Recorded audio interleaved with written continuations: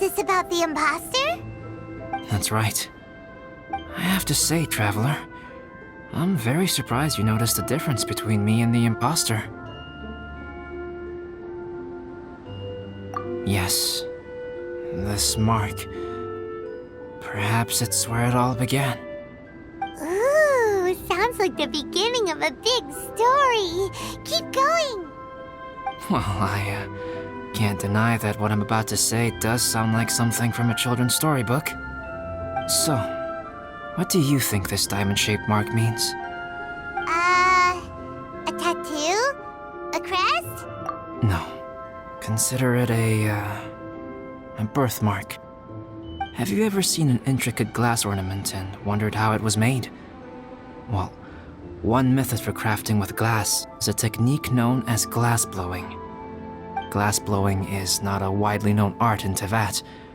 For this reason, glassware made in this way is usually very expensive. As the name implies, glass blowing involves blowing air into a hole, much like blowing up a balloon.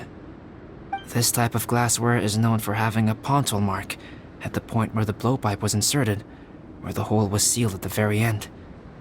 This mark is a sign that the item was crafted by a human hand. Sounds kind of amazing. It is a wondrous and beautiful art form. Alice says that these marks are seen as proof of the maker's fine handiwork, the only flaw in an otherwise perfect work of art. My mark is something similar to this. The difference between synthetic and natural life lies in the directional flow of the life force. The energy of a natural life form flows out from within. That's why flower buds bloom and curled leaves unfold. And it's the very reason we watch and wonder at blossoming flowers.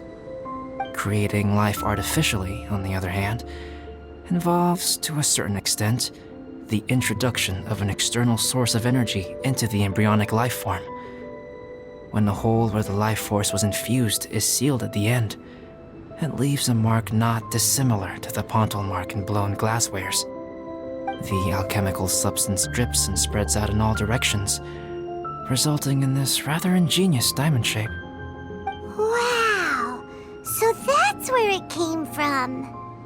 This mark is a sign of my artificial origins, and proof of my imperfection as a human. I presume that the imposter intentionally avoided replicating this mark, so as not to become less than perfect himself.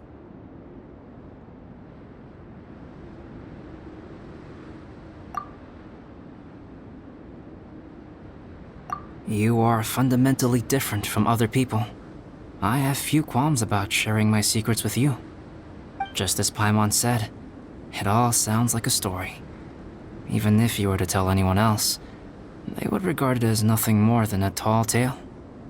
The transcendent and miraculous are not the only things to which human beings aspire. They pursue the everyday, the ordinary, to a far greater extent than I would have ever imagined. People like to believe that those who are thoroughly different from themselves could only ever exist in stories. It makes things much easier.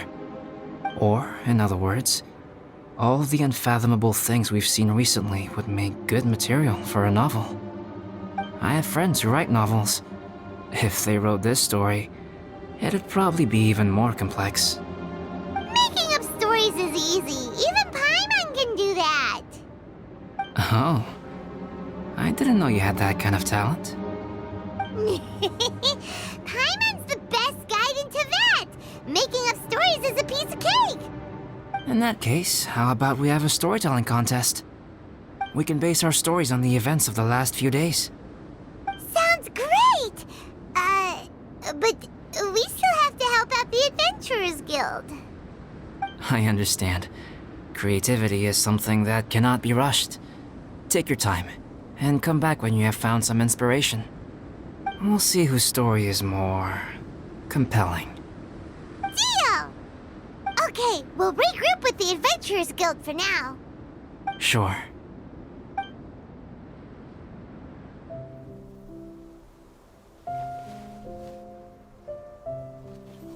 My story. Yes, I should have known. Master's failed specimen in the dragon's belly. This is where the story truly begins.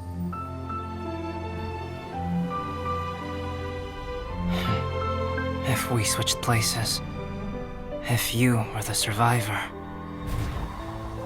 then as the abandoned experiment, the failure of the primordial human project, I'd want to replace you too.